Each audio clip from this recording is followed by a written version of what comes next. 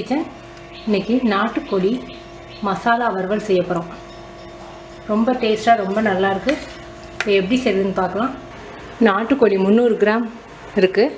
Chilli powder 1/2 teaspoon, மஞ்சத்தூள் 1/4 teaspoon, தேவையான அளவுக்கு உப்பு, இஞ்சி பூண்டு விழுது 1 டீஸ்பூன். நாட்டுக்கோழி வேகிறதுக்கு லேட் ஆகும். அதனால் ஃபஸ்ட்டு நம்ம கோழியை வேக வச்சுக்கிட்டு தான் வறுவல் செய்யணும். இப்போ 2 டீஸ்பூன் ஆயில் ஊற்றிருக்கேன். அதில் 1 டீஸ்பூன் இஞ்சி பூண்டு விழுது. அடுப்பை குறைச்சி வச்சுக்கோங்க. மிளகாத்தூளும் மஞ்சத்தூளும் இப்போ போடுவோம். ஃப்ளேம் அதிகமாக இருந்துச்சுன்னா மிளகாத்தூள் கருகின வாடை வந்துடும். இப்போ சிக்கன்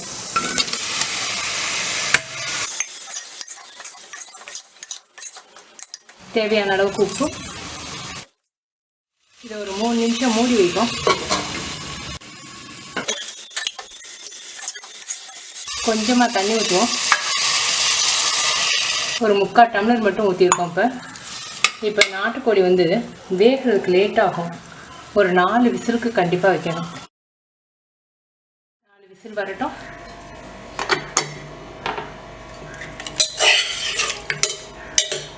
வெந்துருச்சு.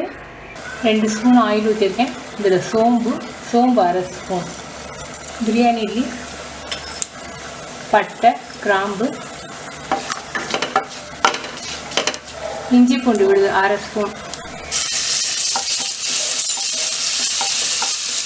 1 பெரிய வெங்காயம்,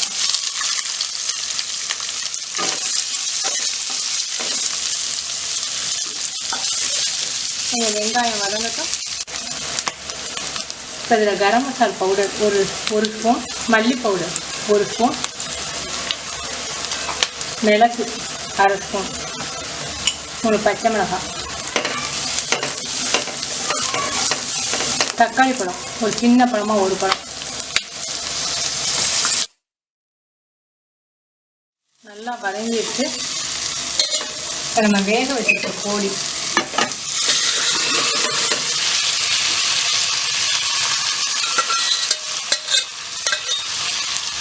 தண்ணி அதிகமாக இருந்துச்சுன்னா அதோட வத்த வச்சுருங்க.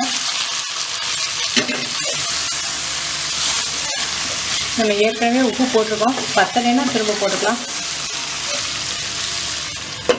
லோ ஃப்ளேம்லேயே ஒரு 5 நிமிஷம் மூடி வைப்போம். நாட்டுக்கோழி மசாலா வறுவல் ரெடி.